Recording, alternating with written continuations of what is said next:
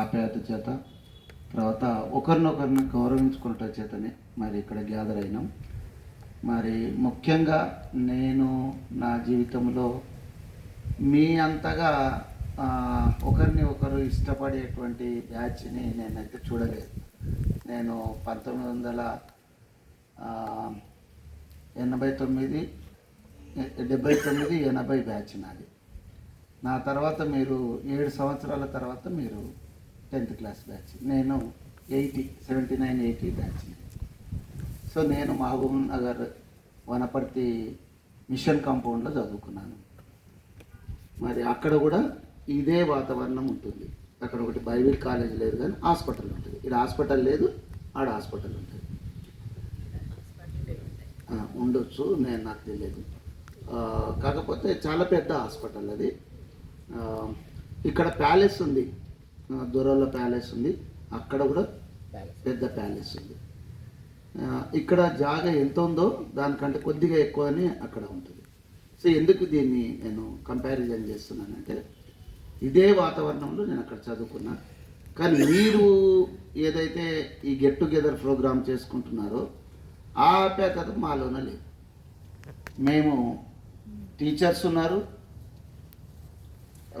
ఇందాక మేడం చెప్పినట్లు వేరే దేశాల్లో పోయిన వాళ్ళు ఉన్నారు, మంచి పొజిషన్లో వ్యాపారస్తులు కూడా ఉన్నారు. మా క్లాస్మేట్స్ 42 మంది క్లాస్లో ఉండేది. కానీ వాళ్ళు ఎప్పుడు వాళ్ళు కలుసుకుందామన్నా మంచిది అంటారు కానీ ఎవరు కలవరు. మిమ్మల్ని ఇక్కడ ప్రశంసించలేకుండా ఉండలేకపోతున్నా. లాస్ట్ టైం కూడా చెప్పిన, నా వీక్నెస్ ఏదైతే ఉందో, అంటే మా క్లాస్మేట్స్ వాళ్ళ వీక్నెస్ ఏదైతే ఉందో అది నేను ఇక్కడ షేర్ చేసుకుంటాను. ఎందుకంటే ఇంక ఇది మీకు ప్రోత్సాహకరంగా ఉండాలని ఆశపడుతున్నా. ఎందుకంటే పెళ్ళిళ్ళైనా, ఏదైనా శుభకార్యాలైనా, చావులైనా, ఏదైనా మీరు కలుసుకుంటారు. సో చుట్టాలకు ఎంతవరకు మనం చుట్టాలతో ఉంటున్నామో, రక్త సంబంధులతో ఉంటున్నామో, కానీ క్లాస్మేట్స్ తోటి అయితే మీరు ఉంటున్నారు.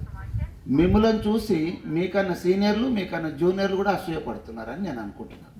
ఎందుకు అనంటే, నేను ఇక్కడే పనిచేసిన, సబ్ ఇన్స్పెక్టర్గా పనిచేసినాను, కానిస్టేబుల్ కూడా పనిచేసిన. ఇక్కడ నేను కానిస్టేబుల్గా 99 నుంచి 2004 వరకు పనిచేసిన, 5 years ఇక్కడ ఇదే శంషాబాద్ ఓల్డ్ పోలీస్ స్టేషన్లో. తర్వాత మొన్న ఈ మధ్య కాలంలో 93 నుంచి 2022 నుంచి 2024 ఆగస్టు వరకు నేను పనిచేసిన ఎస్ఐగా. సో నాకు మిషన్ కాంపౌండ్లో ఉన్న ఇలాంటి టీచర్సు, అక్కడ కాలేజీలో ఉన్నటువంటి లెక్చరర్సు, బైబిల్ కాలేజీలో ఉన్న లెక్చరర్సు, తర్వాత బైబిల్ కాలేజీలో స్టూడెంట్స్గా ఉన్నటువంటి వాళ్ళు, పాస్టర్లుగా వెళ్ళిన వాళ్ళు కానీ, తర్వాత మన సెంట్రల్ ఏదైతే ఎంబీ సెంట్రల్ సంబంధించినటువంటి యూత్, సెంట్రల్ యూత్ వాళ్ళు కానీ, దాంట్లో మేము పనిచేసిన, నేను పుష్ప.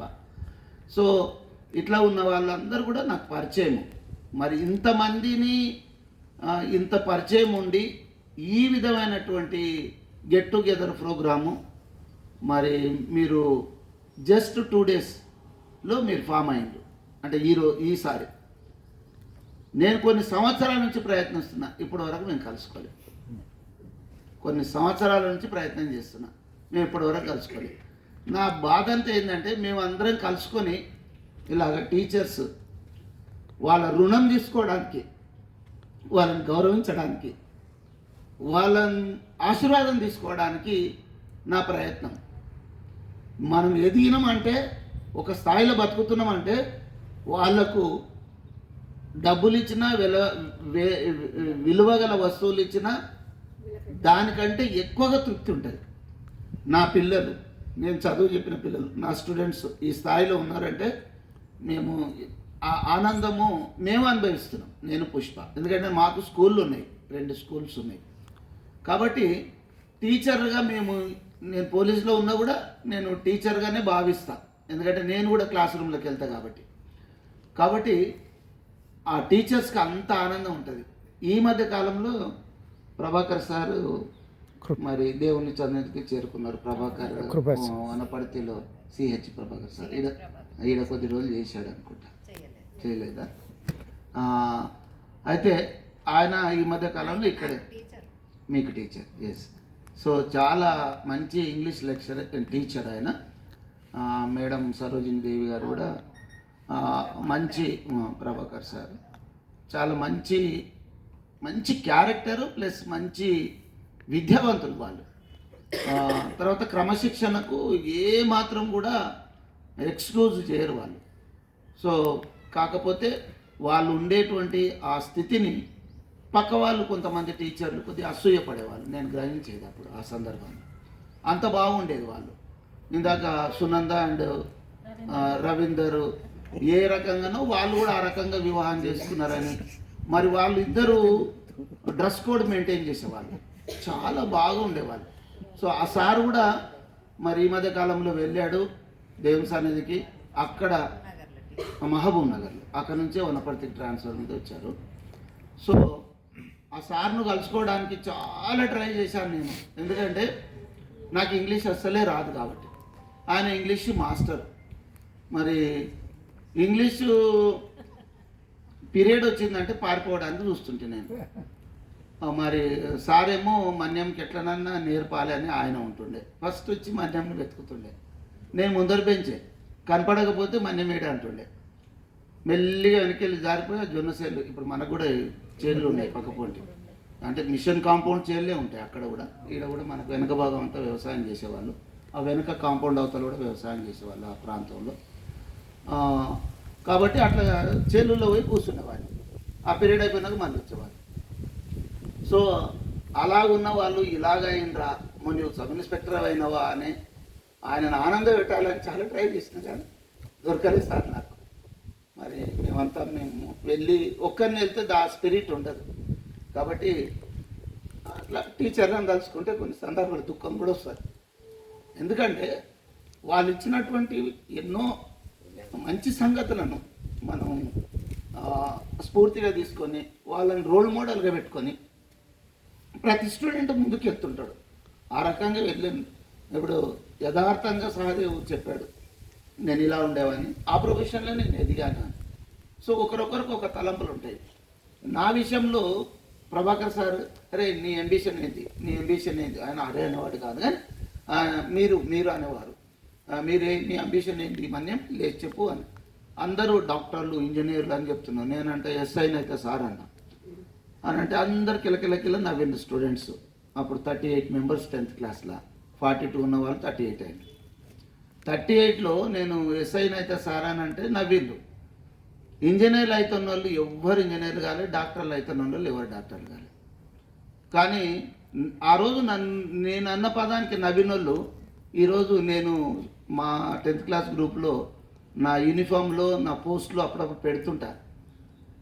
సో వాళ్ళు అంటారు, అరే నువ్వు ఒక్కడో నీవు అన్న పదాన్ని నెరవేర్చుకున్నావు, మిగతా వాళ్ళం అందరం అన్నము ఆ రోజు ఏదో గంభీరత కొరకు అన్నాం కానీ మేమైతే నెరవేర్చుకోలేకపోయినాం, నువ్వైతే అన్నమాట నిలబెట్టుకున్నావు రా అని.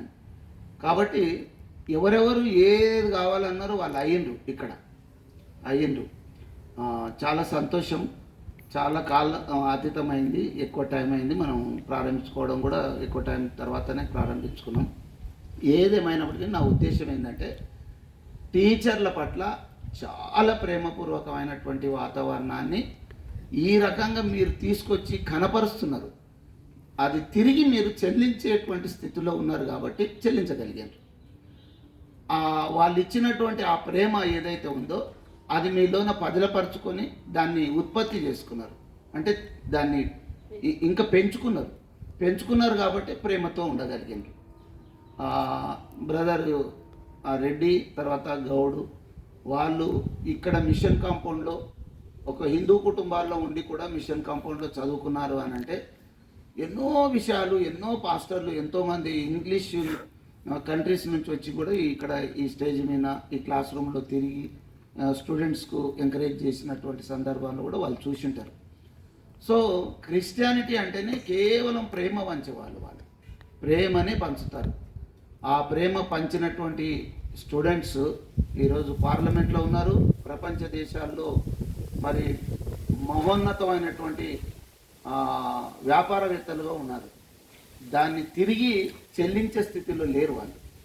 తిరిగి చెల్లించే స్థితిలో లేరు. మేము పలాని ఇంగ్లీష్ వాళ్ళు లేకుంటే ఫారినర్స్ ఇక్కడ స్కూళ్ళు పెట్టి హాస్పిటల్స్ పెట్టి అవన్నీ లేని టైంలో, ఇక్కడ విద్యా వ్యవస్థ లేని సమయంలో, ఇక్కడ విద్య నేర్పించే వాళ్ళు లేని సమయంలో వాళ్ళు వచ్చి మనకు విద్య నేర్పించిన ఆ కృతజ్ఞత చూపలేనటువంటి స్థితిలో ఉన్నారు పార్లమెంట్లో కానీ ఇంకా వేరే వేరే పరిస్థితుల్లో కానీ. సో వాళ్ళు జ్ఞాపకం చేయడానికి అక్కడక్కడ కొంతమంది ఉన్నారు. ఒక పార్లమెంటియన్ నేను చెప్పే మాటలు ఇప్పుడున్నటువంటి గవర్నమెంట్, సెంట్రల్ గవర్నమెంట్ ఆ పార్లమెంటు జరిగేటప్పుడు మీరంతా అక్కడి నుండి వచ్చారు. వారి పట్ల మీరు వివక్ష చూపించుకుంటూ దాడులు చేస్తున్నారు. మీరు ఎక్కడ విద్య నేర్చుకున్నారో, ఎక్కడ మీరు ఎదుగుదలకు అవకాశము దొరికిందో దాన్ని మర్చిపోతున్నారు అని ఆయన కరాఖండిగా చెప్పాడు. ఇంకొక అతను జార్ఖండ్ నుండి వచ్చాడు, ఆయన చెప్పాడు. నేను ఈ వార్తలు బాగా చూస్తుంటాను. సో మీరైతే అలా కాదు, ఆ రెడ్డి గౌడ్ గారు కూడా అలా కాదు. వాళ్ళ కృతజ్ఞత చేత ఈ స్కూల్కు మనందరిలో ఇంతమంది క్రైస్తవుల మధ్యన వాళ్ళు రాగలిగినంటే వాళ్ళలోన ప్రేమ ఉద్భవించింది, ప్రేమ తెప్పరిల్లింది. ఆ ప్రేమ చేతనే రాగలిగినరు. సో మీరందరూ ఈ రకంగా మీరు కలుసుకుంటున్నారు. మీ మధ్యలోకి నన్ను పుష్ప ఖచ్చితంగా లాక్కొస్తూనే ఉంది. మీ మధ్యలో నేనెందుకు అని అంటే అరే నువ్వురా అని. సో ఆమె తీసుకొచ్చిన దానికంటే మీరు ఇచ్చేటువంటి ఆదరణనే నేను ఎంతగా ఇష్టపడతా.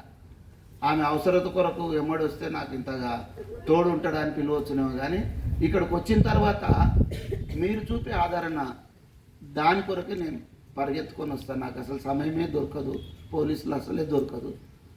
కానీ నేను ఏదో ఒకటి వెసులుబాటు చేసుకొని మీ మధ్యలోకి వస్తా, ప్రతి దాంట్లోకి వస్తున్నా. చావులకైనా వస్తున్నా, పెళ్ళిళ్ళకైనా వస్తున్నా, బర్త్డే ఫంక్షన్లకు వస్తున్నా, అన్ని ఫంక్షన్లకు కూడా నేను అటెండ్ కావడానికి ప్రయత్నం చేస్తున్నా. అనుకుంటున్నాను 75% అయితే నేను ఫుల్ఫిల్ చేయగలుగుతున్నా. మీ అందరి ఆదరాభిమానాన్ని, నన్ను బావాన్ని, నాకు బామార్డు లేకున్నా కూడా మీరు బావాన్ని పిలుస్తున్నా. ఆ పిలుపుకు నేను ఎంతో రుణపడి ఉన్నా. మా అమ్మ చనిపోతే, మా నాన్న చనిపోతే కూడా మీరు అందరూ వచ్చినారు. మీ అందరికీ హృదయపూర్వకంగా వందనాలు తెలియజేస్తూ మరి ఇటు సమయాన్ని మరి చివరిగా దేవునికి ఎందుకు ఇస్తామనంటే మన మాటలన్నీ మర్చిపోవాలి, దేవుని వాక్యం వినాలని లాస్ట్లో అయ్యగారులకు ఇస్తాము. అప్పటికి సమయం అయిపోయింది, ఇంకా ముగించు అంటారు. మేము ఏమన్నాము, మీరు